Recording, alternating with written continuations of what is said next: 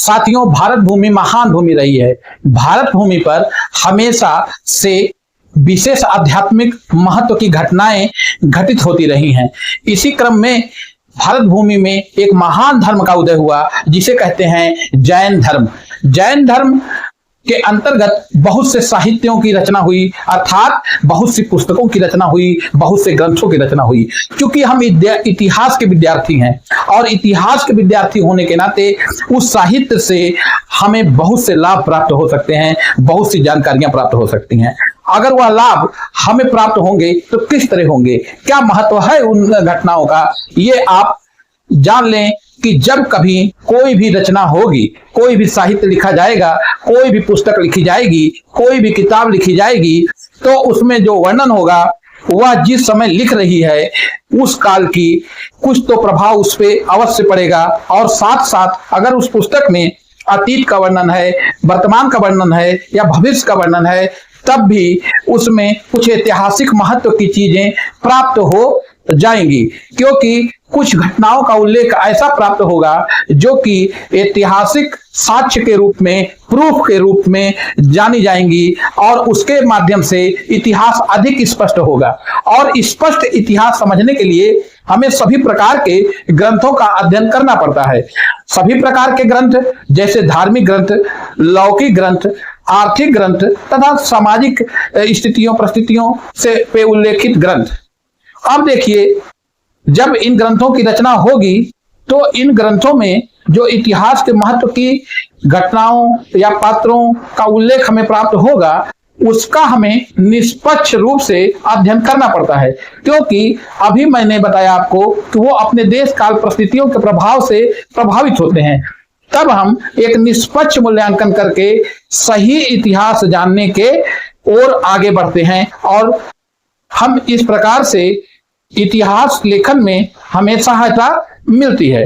अब हम आज इस कक्षा में जैन धर्म से संबंधित साहित्यों का अध्ययन करेंगे जो कि ऐतिहासिक स्रोत के रूप में बहुत ही महत्वपूर्ण साहित्य है, जिसकी प्राचीनता अगर जैन धर्म की कहें तो यह ऋग्वेद काल तक आराम से जाती है। क्योंकि ऋग्वेद में भी कुछ जैन धर्म से संबंधित उल्लेख प्राप्त होते हैं। साथियों, अब हम बहुत ही महत्वपूर्ण बातों का अध्ययन करने जा रहे हैं जो कि जैन साहित्य से संबंधित है। इसमें हम जानेंगे कि जो जैन साहित्य है उसको क्या कहा जाता है। तो इस प्रश्न का उत्तर है कि जैन साहित्य को आगम कहा जाता है। और इसका संकलन कब हुआ था? तो इसका संकलन 513 बीसी में हुआ था। इसका संकलन 513 बीसी में हुआ था। और उस समय क्या हो रहा था? उस समय हो रहा था कि उस समय जैन संगीति हो रही थी। जैन संगीति हो रही थी, याद रखिएगा। जैन संगीति में आगमों का संकलन 513 बीसी में हुआ। और यह कौन सी जैन संगीति थी? तो आप बताएंगे कि ये दूसरी जैन संगीति थी, या फिर कहिए सेकेंड जैन संगीति थी, या फिर कहिए द्वितीय जैन संगीति थी, जिसमें आगमों की रचना हो रही थी। अब एक और महत्वपूर्ण बात जो कि हम जानेंगे कि इन आगमों का भाषा क्या है, किस भाषा में लिखे गए हैं। तो आप बताएंगे कि इन आगमों को अर्धमागधी में लिखा गया है। ये अर्धमागधी क्या है? तो ये अर्धमागधी जो पूर्वी भारत में बोले जाने वाली प्राकृत भाषा थी, जो पूर्वी भारत में बोले जाने वाली प्राकृत भाषा थी, उसी भाषा का एक रूप है अर्धमागधी। पूर्वी भारत में बोले जाने वाली प्राकृत भाषा का एक रूप है अर्धमागधी। और इसी अर्धमागधी में आगम साहित्य का रचना हुआ था। इसी अर्धमागधी में आगम साहित्य की रचना हुई थी। और यह जो आगम साहित्य है इसमें कितने ग्रंथ हैं? तो आप बताएंगे कि सर आगम साहित्य में 46 ग्रंथ आते हैं। 46 ग्रंथ आगम साहित्य के अंतर्गत आते हैं। तो आगे चल करके जब समय बीतता गया उससे पहले हम एक बार एकदम पहले चले जाएं कि सबसे पुराना जो जैन धर्म से संबंधित साहित्य है उसको क्या कहा जाता है। तो जैन धर्म से संबंधित जो सबसे पुराना साहित्य है उसको पुब्बो कहा जाता है।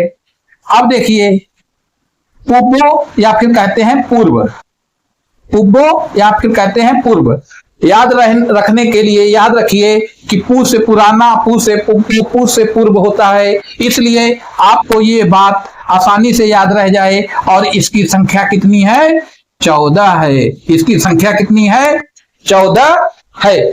तो पूर्व या पूर्व ग्रंथ जैन साहित्य में सबसे प्राचीन ग्रंथ हैं और इनकी संख्या 14 बताई जाती है, अर्थात पूर्वों की संख्या 14 है। आगम कितने हैं? तो आप बताएंगे कि सर 46 आगम हैं। इनकी रचना 513 बीसी में हुई थी, दूसरी जैन संगीति में। अब हम यह जानेंगे कि ये जो आगम हैं उनको कितने भागों में विभाजित किया जाता है। तो जो आगम हैं उनको 4 भागों में विभाजित किया जाता है। 4 भागों में विभाजित किया जाता है। पहला भाग को कहते हैं प्रथम नुयोग। प्रथमा नुयोग, पहले भाग को कहते हैं प्रथमा नुयोग, प्रथमा नुयोग। और दूसरे भाग को क्या कहते हैं? तो करना नुयोग कहते हैं, करना नुयोग। आपको ये बात कैसे याद रहेगी कि प्रथम पे प्रथमानुयोग है और दूसरे पे कर्णानुयोग है? तो देखिए, प्रथम में तो प्रथम लिखा ही है, यह पहला है। और करना में ये रा है, रा कैसा है? 2 की तरह है, और यह दूसरे नंबर पे होता है 2। और इसी से याद रहेगा कि करना में कर या 2 शब्द आते हैं। ये ट्रिक है जिससे आप याद कर रख सकते हैं। दूसरा है कर्णानुयोग। और तीसरा क्यों है? तीसरा क्या है? तीसरा है चरणानुयोग। चरणानुयोग, तीसरा है चरणानुयोग। चरणानुयोग आपको तीसरे नंबर पर है, अर्थात प्रथमा में प्रथम है, दूसरे में करना है और तीसरे में चरणानुयोग है। और चौथे में याद रखिए कि द्रव्यानुयोग है, द्रव्यानुयोग है। तो ये क्या है? प्रथमानुयोग, कर्णानुयोग, चरणानुयोग, द्रव्यानुयोग। एक राइम बनाइए, उस राइम से आपको याद रहेगा कि प्रथमानुयोग, कर्णानुयोग, चरणानुयोग, द्रव्यानुयोग। प्रथमानुयोग, कर्णानुयोग, चरणानुयोग, द्रव्यानुयोग क्या है? आगम ग्रंथों के भाग हैं, आगम ग्रंथों के भाग हैं। आगम ग्रंथों को इन 4 भागों में विभाजित किया जाता है, प्रथमा, कर्णा, चरना, द्रव्यानुयोग। तो इस प्रकार से हमने अभी जाना कि जो जैन ग्रंथ हैं वह कितने भागों में विभाजित किए जाते हैं। अब जब समय बीतता गया तो जैन धर्म में भी धीरे धीरे कुछ सिद्धांतों को लेकर के 2 संप्रदायों का निर्माण हुआ। और जो एक संप्रदाय है उसको कहा गया, जो एक संप्रदाय है उसको कहा गया दिगंबर। जो एक संप्रदाय है उसको कहा गया दिगंबर, अर्थात दिशाएं ही जिसका अंबर हैं, दिगंबर। और जो दूसरा संप्रदाय है उसको कहा गया श्वेतांबर, अर्थात श्वेत है जिसका अंबर।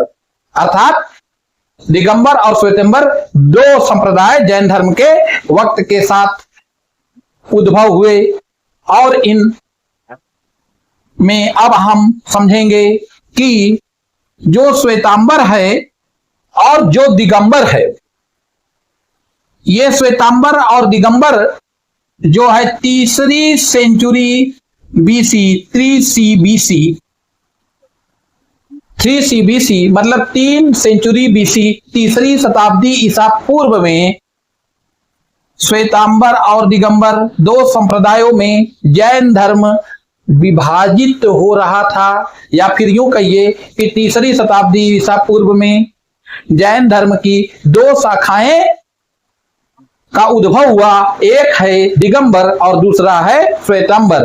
अब ये जो श्वेतांबर है, इसमें जो आगम ग्रंथ हैं उनको इस प्रकार से बताया गया है कि इसमें 12 अंग बताए गए हैं, 12 उपांग बताए गए हैं, और इसी उपांग को अवंग भी कहते हैं।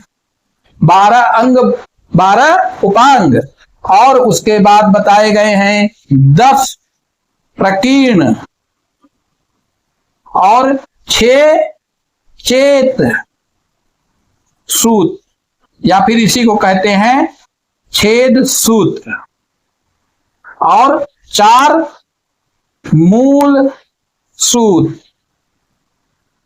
4 मूल सूत्र, और इसके अलावा नंदी सूत्र और अनुयोग द्वार। अर्थात श्वेतांबर में जो 12 आगम बताए गए, उनमें देखिए जो श्वेतांबर में जो साहित्य है उसमें 12 अंग हैं, 12 उपांग हैं, उपांगों को अवंग भी कहा जाता है, और 10 प्रकीर्ण हैं, और 6 छेद सूत्र या छेद सूत्र हैं, 4 मूल सूत्र हैं, नंदी सूत्र है और अनुयोग द्वार है। 12 दूनी 24, 10 34, 6 40, 4 44, और नंदी सूत्र और अनुयोग द्वार को मिलाकर हो गए 46। तो इस प्रकार से हमने 46 आगमों के विषय में अध्ययन किया और जाना। सिर्फ इतना जाना हम लोगों ने, कुछ ज्यादा नहीं जाना, सिर्फ इतना जाना हम लोगों ने कि जो जैन साहित्य है उसका वर्गीकरण किस प्रकार से करते हैं, उसकी रचना, या फिर यूं कहिए कि उसका संकलन, संकलन कहना ज्यादा सही होगा, कि उसका संकलन कहां पर हुआ था। और तो आप बताएंगे कि दूसरी जैन संगीति में जैन आगमों का संकलन हुआ था। कब हुआ था? 513 बीसी में, और हिंदी में कहिए तो ईसा पूर्व में जैन साहित्यों का संकलन हुआ था। अब हम इनमें से कुछ विशेष रचनाओं के विषय में भी अध्ययन करेंगे जो कि जैन धर्म से संबंधित हैं, उनका भी अध्ययन करेंगे कि वह ऐतिहासिक महत्व की रचनाएं किस प्रकार से हैं। आइए साथियों, जैन साहित्य के अंतर्गत अब हम पुराणों का अध्ययन करें।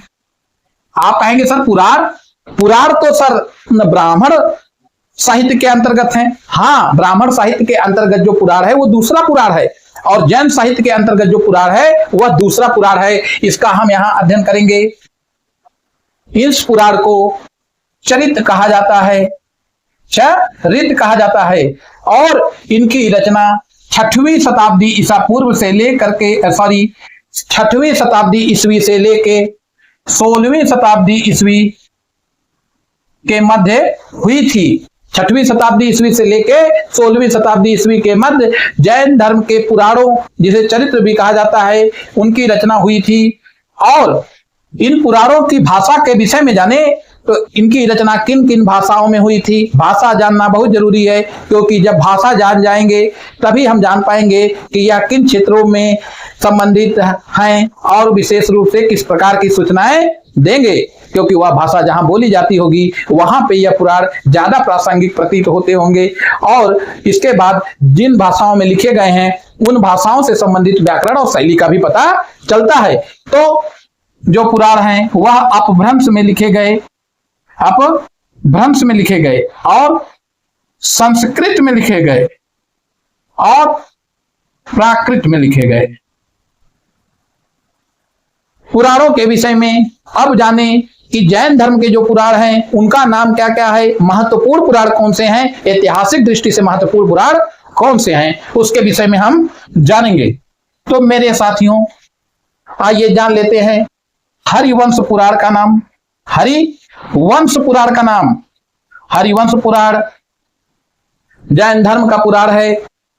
उसके बाद आदि पुराण,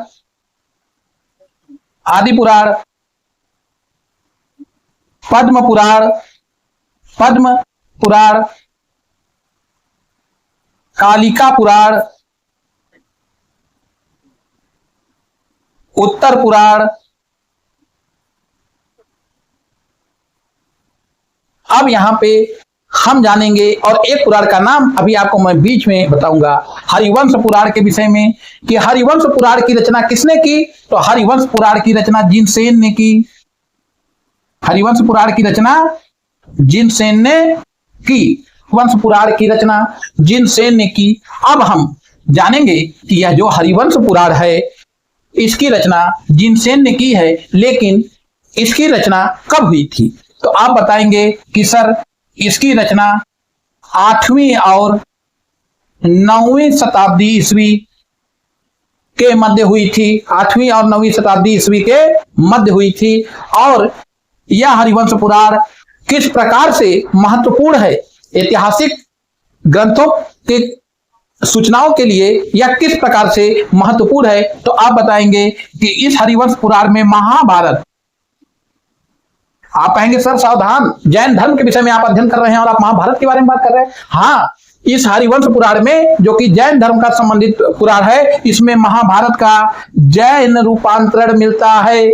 हरिवंश पुराण में महाभारत का जैन रूपांतरण मिलता है। इसमें भगवान श्री कृष्ण आदि के विषय में भी उल्लेख प्राप्त होता है, बलराम के विषय में भी उल्लेख प्राप्त होता है। तो आप जानेंगे कि हरिवंश पुराण का नाम ही है हरिवंश पुराण।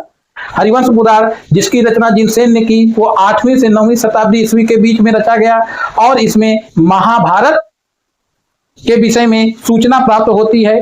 और ये जो जिनसेन है, इन्हीं जिनसेन ने गुणभद्र के साथ मिलकर के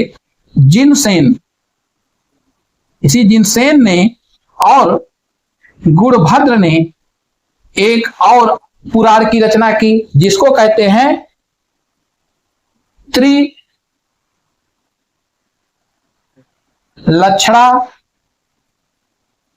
महापुराण की रचना जिनसेन और गुणभद्र ने की। जिनसेन की ने रचना हरिवंश पुराण की और गुणभद्र के साथ जिनसेन ने रचना त्रिषष्टि लक्षणा महापुराण की। इसी को मैं बताना चाहता था। इस पुराण का महत्व यह है कि त्रिषष्टि लक्षणा महापुराण, इस पुराण का महत्व क्या है, क्यों इसको यहां बताया जा रहा है। तो इस महापुराण का मतलब है कि इसमें प्राचीन काल के जैन धर्म से संबंधित राजा, संत और नायकों का वर्णन मिलता है। अब आप समझ गए होंगे कि त्रिषष्टि लक्षणा महापुराण किस प्रकार से ऐतिहासिक रूप से महत्वपूर्ण महापुराण है, क्योंकि जिसमें राजा का उल्लेख मिले, जिसमें संतों का उल्लेख मिले, जिसमें नायकों का उल्लेख मिले, वह रचना ऐतिहासिक स्रोत के लिए बहुत ही अधिक महत्वपूर्ण हो जाती है। तो हमने इसका अध्ययन किया कि त्रिषष्टि महापुराण में राजा, संत और नायकों का वर्णन मिलता है, और हरिवंश महापुराण में जैन रूपांतरण के तौर पर महाभारत की कथाओं का वर्णन मिलता है, जिसकी रचना जिनसेन ने 8वीं और 9वीं शताब्दी के मध्य में की थी। अब आप इस प्रकार से आपने हरिवंश पुराण के बारे में जाना। अब हम और भी पुराणों के विषय में जानेंगे। साथियों, अब हम आदि पुराण के विषय में जानेंगे, जो कि जैन धर्म का ही पुराण है, और अभी मैंने इसके विषय में उल्लेख भी किया था। यह जो आदि पुराण है, इसकी रचना जिनसेन तथा गुणभद्र ने की है, और इस पुराण में ब्राह्मण संस्कारों का जैन धर्म के संदर्भ में उल्लेख प्राप्त होता है। जैन धर्म के संदर्भ में उल्लेख प्राप्त होता है, जैसे कि अभी इससे पहले मैंने आपको बताया कि हरिवंश पुराण में जो महाभारत की कथा है वह जैन रूपांतरण के रूप में प्राप्त होती है। उसी तरीके से जैन पुराण, आदि पुराण में जिनसेन के विषय में उल्लेख मिलता है। और यहाँ पे एक बात ध्यान रखने की है कि यह जो आदि शब्द है, इसको ध्यान में रखिएगा तो आपको इस पुराण की विशेषता याद रहेगी। और उसकी विशेषता क्या है कि इस पुराण में ऋषभदेव की जीवनी मिलती है या जीवन चरित्र मिलता है। और ऋषभदेव को क्या कहा जाता था? आदिनाथ। ऋषभदेव को क्या कहा जाता था? आदिनाथ। तो आदिनाथ के विषय में उल्लेख आदि पुराण में मिलता है। अब आपको यह बात याद रहेगी। और आदिनाथ कहा जाता है ऋषभ देव को। और इस आदि पुराण की रचना की जिनसेन और गुणभद्र ने। और जिनसेन और गुणभद्र ने इसमें ब्राह्मण संस्कारों का उल्लेख किया है और यह जैन धर्म से संबंधित है। मतलब जो ब्राह्मण संस्कार हैं उसको जैन धर्म के संदर्भ में प्रस्तुत किया गया है आदि पुराण में। इस प्रकार से अगर हम एक और पुराण के विषय में जान लेते हैं जिसका उल्लेख मैंने पहले ही किया था, वो है पद्म पुराण। पद्म पुराण इसकी रचना रविशेर ने की। इसकी रचना रविशेर ने की थी। इंपॉर्टेंट क्वेश्चन है, इसको याद रखिएगा कि पद्म पुराण की रचना रविशेर ने की थी। रविशेर के विषय में आपको आगे भी इतिहास जब पढ़ेंगे तो जानकारी मैं दूंगा। ये महान रचयिता थे रविशेर।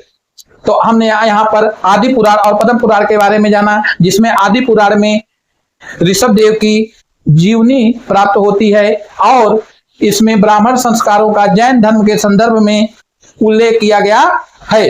तो आप इस प्रकार से जैन धर्म की कुछ पुस्तकों के विषय में जान रहे हैं और यह भी जान रहे हैं कि जैन धर्म की प्राचीनता कितनी अधिक है और उसके ग्रंथ कितने समृद्ध हैं, जो कि अपने प्राचीन से प्राचीन तीर्थंकरों के विषय में उल्लेख करते हैं और उनकी जीवनियों का वर्णन करते हैं। क्यों अब हम जैन ग्रंथों में महत्वपूर्ण पट्टावलियों के बारे में जानेंगे कि पट्टावलियां क्या हैं। तो पट्टावलियों में जो सबसे महत्व की इतिहास की चीज मिलती है, सिर्फ एक बात यहां पे बतानी है, वह यह है कि इसमें गद्या मुद्रा का वर्णन मिलता है। इसमें गद्या मुद्रा का वर्णन मिलता है जिसे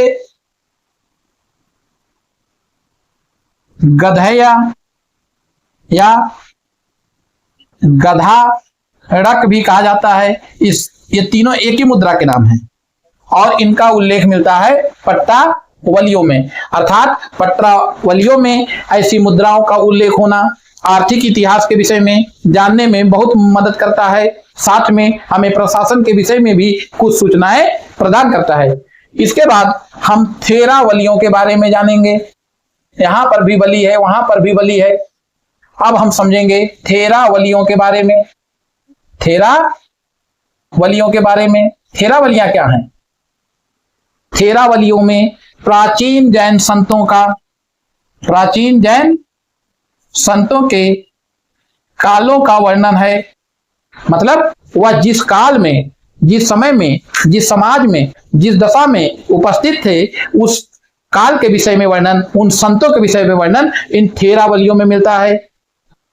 तो थेरावलियां कभी आ जाए कि थेरावली क्या है, आप इसको जैन ग्रंथ जानिएगा। इससे पहले मैंने जब आपको बौद्ध धर्म पढ़ाया था तो वहां पर मैंने आपको दो ऐसी रचनाओं का नाम भी बताया था जो कि इससे मिलती जुलती हैं। तो आप यहां वहां कंफ्यूज नहीं होंगे और आपको थेरी गाथा और थेर गाथा जो है वह बौद्ध धर्म से संबंधित है। लेकिन थेरावली जब आ जाए, जब बली वली आ जाए, तब आप इसको जैन धर्म से संबंधित मानिए और यह जैन संतों के कालों का विवरण देता है। जबकि वह ग्रंथ है, थेर गाथा ग्रंथ है और थेरी गाथा भी ग्रंथ है। लेकिन थेरावली में जैन संतों के कालों का, समय का वर्णन प्राप्त होता है। जब हम जैन ग्रंथों की महत्ता के विषय में जान ही रहे हैं तो यहां पर यह बात भी जान लें, एक महत्वपूर्ण ग्रंथ है जिसका नाम है कुबलय माला और इसकी रचना 773 ईस्वी में हुई थी और इसके रचनाकार थे उद्योतन सूरी। और यह रचना यहां मैं क्यों बता रहा हूं, अब आप जानिए कि इसमें हूण शासक तोरमार के आक्रमण के विषय में उल्लेख प्राप्त होता है। कुबलय माला जो कि उद्योतन सूरी की रचना है, जो कि 773 ईस्वी में रची गई, उसमें हूण शासक तोरमार के आक्रमण के विषय में जानकारी प्राप्त होती है। इतिहास की एक महत्वपूर्ण जानकारी, इतिहास के एक हूण शासक तोरमार के विषय में सूचना देने वाला ग्रंथ कुबलय माला है। यहाँ पर हमें जब भी कभी तोड़बाड़ के विषय में अध्ययन करना पड़े तो हमें कोवलयमाला का भी अध्ययन करना पड़ेगा, लेकिन उसके लिए हमें प्राकृत भाषा आनी चाहिए, प्राकृत भाषा आनी चाहिए। लेकिन अब घबराने की कोई जरूरत नहीं है, अब आपके पास ट्रांसलेटर हैं, ट्रांसलेटर से ट्रांसलेट करिए और जान जाइए, कोवलयमाला पढ़ लीजिए, ऐसे ग्रंथों का अध्ययन करना चाहिए। साथियों, अब हम एक महत्वपूर्ण जैन ग्रंथ भगवती सूत्र के विषय में अध्ययन करेंगे। भगवती सूत्र में उल्लेखित क्या है? तो इसमें जैन तीर्थंकरों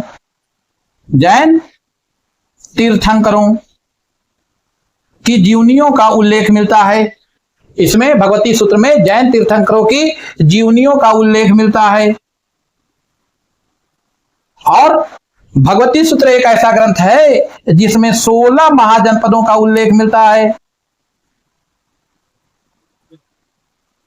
और इससे भी महत्वपूर्ण बात भगवती सूत्र के विषय में जान लीजिए कि इसमें महावीर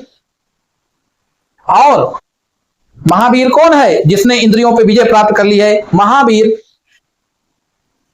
जैन धर्म के महावीर और इंदुभूति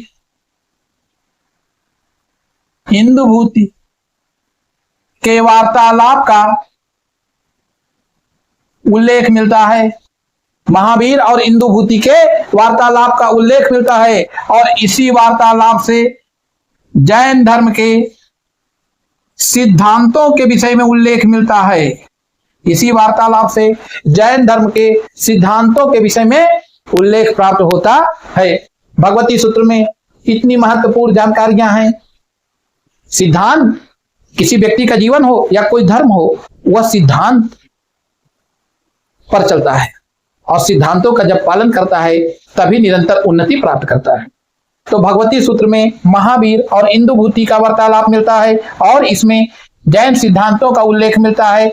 इसमें जैन तीर्थंकरों की जीवनियों का उल्लेख है और एक और महत्वपूर्ण बात, इसमें 16 महाजनपदों का उल्लेख है। 16 महाजनपदों के विषय में आगे आने वाली कक्षाओं में पढ़ाया जाएगा।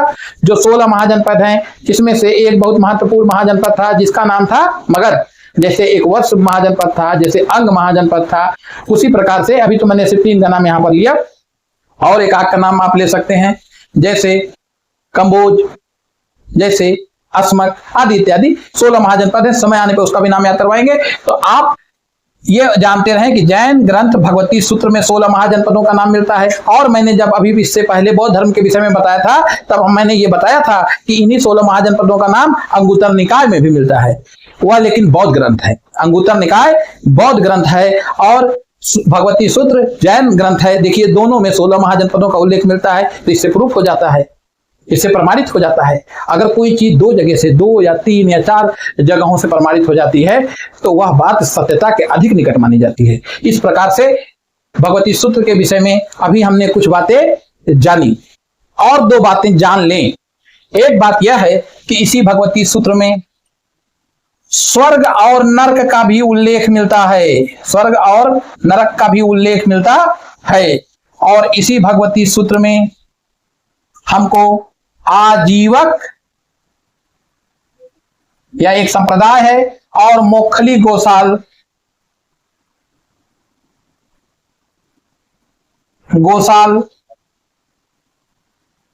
के विषय में भी उल्लेख प्राप्त होता है।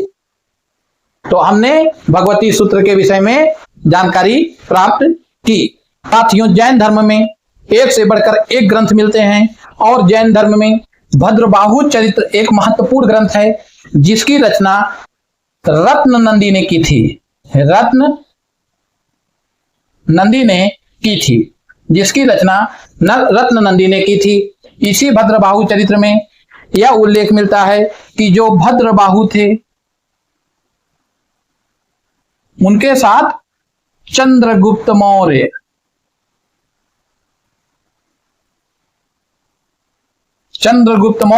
दक्षिण भारत गए थे। अर्थात भद्रबाहु के साथ चंद्रगुप्त मौर्य के दक्षिण भारत गमन के उल्लेख मिलता है। दक्षिण भारत गमन का उल्लेख मिलता है, अर्थात दक्षिण भारत जाने का उल्लेख मिलता है, दक्षिण भारत गमन का उल्लेख मिलता है। इसके बाद आप जान लीजिए कि यह जो भद्रबाहु चरित्र है और ये जो भद्रबाहु हैं, इन्हीं भद्रबाहु ने कल्पसूत्र की रचना की, कल्पसूत्र की रचना की है। इसी भद्रबाहु जी ने निर्युक्ति की भी रचना की है। और आपको अभी निर्युक्ति, चूर्णी टीका, जैन धर्म से संबंधित ग्रंथ हैं, इनके विषय में भी बताएंगे। निर्युक्ति की रचना की है। और भद्रबाहु ने जो कल्पसूत्र की रचना की है, इसका विषय क्या है, अर्थात इसमें बताया किस विषय के बारे में गया है, तो इसमें जैन धर्म के प्रारंभिक इतिहास का उल्लेख मिलता है। मतलब प्रारंभिक में आरंभ छुपा है, मतलब कब प्रारंभ हुआ था उस समय के इतिहास का उल्लेख मिलता है। किसमें मिलता है? कल्पसूत्र में मिलता है। लेकिन यह बात जान लें कि यह जो कल्पसूत्र है, कल्पसूत्र नामक दो रचनाएं हैं। कल्पसूत्र नामक दो रचनाएं हैं। एक की रचना तो भद्रबाहु ने की थी और एक के बारे में मैं मौखिक रूप से बता देता हूं कि जो दूसरी रचना है वह वल्लभी में हुई थी और मैत्रक वंश के शासक थे ध्रुवसेन, उनके समय में हुई थी। और वो कल्पसूत्र संस्कृत भाषा में लिखा गया था। और जबकि भद्रबाहु ने इस कल्पसूत्र की रचना की और यह जैन धर्म से संबंधित प्रारंभिक जानकारियां हमको प्रदान करता है। साथियों, अब हम एक और महत्वपूर्ण जैन ग्रंथ कालकाचार्य कथानक के विषय में उल्लेख करते हैं। कालकाचार्य कथानक का ऐतिहासिक दृष्टि से महत्व यह है कि इस ग्रंथ में शक आक्रमण का उल्लेख मिलता है। शकों के आक्रमण का उल्लेख इसमें मिलता है और बताया गया है कि यह आक्रमण कहां हुआ था। यह आक्रमण हुआ था उज्जैनी में, अर्थात वर्तमान समय का उज्जैन। अगर वर्तमान समय में ले तो उज्जैन। और इस आक्रमणकारियों को मार भगाने वाला, इन आक्रमणकारियों को पराजित करने वाला शासक था विक्रमादित्य। विक्रम है जिसका आदित्य। अर्थात जैन धर्म से संबंधित कालकाचार्य कथानक नामक ग्रंथ में हमें शकों के आक्रमण का उल्लेख मिलता है कि शक आक्रमण करते हुए उज्जैन तक पहुंच गए थे, जो कि वर्तमान समय में मध्य प्रदेश में है, आप जान ही रहे हैं। और यह जो आक्रमण है इसमें शकों को पराजित करने वाला भारतीय शासक था विक्रमादित्य। इसके बाद अब हम अचरांग सूत्र के विषय में भी अध्ययन कर लें। अचरांग सूत्र,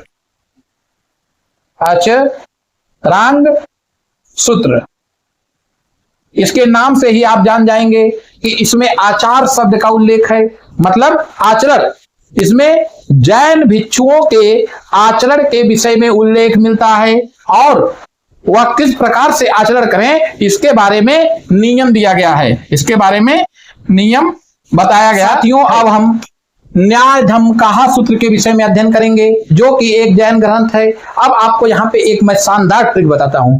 इसमें अंतिम में है धम्म कहा, और धम्म के बारे में कहा किसने कहा? महावीर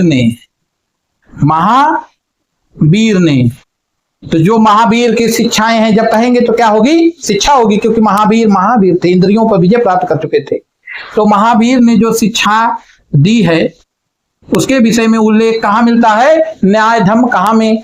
न्याय धम कहा सूत्र में महावीर की शिक्षाओं का उल्लेख मिलता है। किस रूप में मिलता है? कैसे कहा? कथा के रूप में और पहेलियों के रूप में महावीर जी की शिक्षाओं का उल्लेख न्याय धम कहा सूत्र में मिलता है, कथा और पहेलियों के रूप में। तो न्याय धम कहा ट्रिक है ये याद करने की। धम्म के विषय में कहा, इन्होंने कहा, महावीर ने कहा, क्या शिक्षा दी। जब कहेंगे महावीर जैसा विद्वान जब कहेंगे तो क्या होगा? शिक्षा हो जाएगी। और जब शिक्षा देंगे तो किस रूप में दे रहे हैं? या तो कथा के रूप में देंगे या पहेलियों के रूप में देंगे। पहेलियों में संकेत छिपे रहते हैं, समझने वाले समझ लेते हैं। साथियों, अब हम एक और महत्वपूर्ण जैन ग्रंथ उवासगद दशाओं के विषय में अध्ययन करेंगे। उवासगद दशाओं के विषय में अध्ययन करेंगे और इसमें आपको एक शानदार ट्रिक बताते हैं कि इसमें ऊ से याद रखिएगा उपासकों के विषय में निर्देश हैं।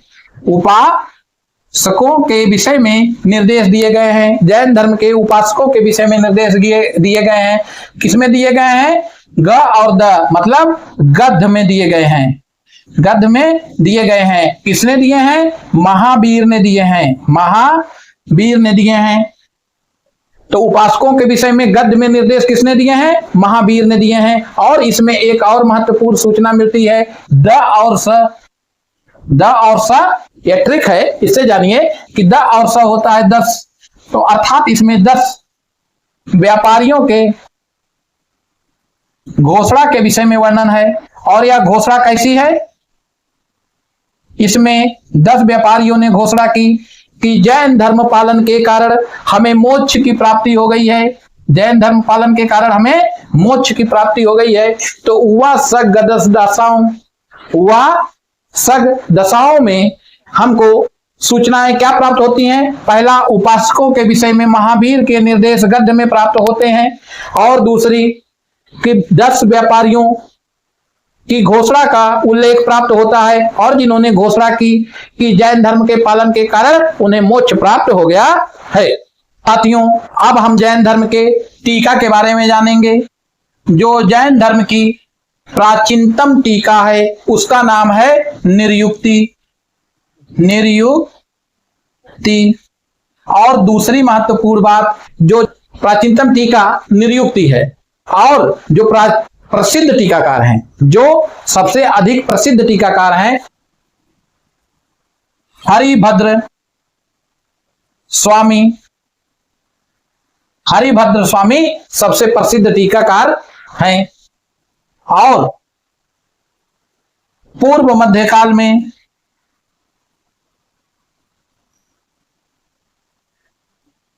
जो टीका ग्रंथ लिखे गए उनको कहा गया वृत्ति तथा अवचूर्णी। अर्थात मध्यकाल से पहले जो टीका ग्रंथ लिखे गए जैन धर्म में उनको कहा गया वृत्ति तथा अवचूर्णी। और ये किस भाषा में लिखे गए? ये लिखे गए संस्कृत में। लेकिन अगर पूछा जाए कि टीका किस भाषा में लिखी गई तो आप बताएंगे कि यह प्राकृत तथा महाराष्ट्री भाषाओं में उल्लिखित मिलती हैं। इसके बाद अब हम चेत सूत्र या छंद सूत्रों के विषय में अध्ययन करेंगे। छेद सूत्रों के विषय में जानेंगे। इनको चेत सूत्र भी कहते हैं। इसमें से जो सबसे ज्यादा प्रसिद्ध हैं उनको बस आप यहां जान लीजिए, आपके लिए वही महत्वपूर्ण है। पहला है निशीथी, दूसरा है कल्प और तीसरा है व्यवहार। ये 6 सूत्र हैं क्या? ये 6 सूत्र हैं नियम। ये नियम हैं जो जैन धर्म के भिक्षुड़ियों के विषय में दिए गए हैं। जैन धर्म के नियम बताए गए हैं। या इसमें से 6 सूत्रों के विषय में आपने जाना, निष्ठि, कल्प और व्यवहार। ये महत्वपूर्ण है, इनको जान लीजिए। इस प्रकार से हमने जैन ग्रंथों के बारे में जाना। और ये कुछ ही जैन ग्रंथ हैं और जैन ग्रंथों की संख्या तो बहुत अधिक है। सबका अध्ययन ऐतिहासिक दृष्टि से करना संभव तो है, लेकिन उसमें बहुत समय लगेगा। और हमारे लिए जो परीक्षा उपयोगी है उसका अध्ययन मेरी समझ से अभी तक हम लोगों ने कर लिया है। नमस्कार, धन्यवाद।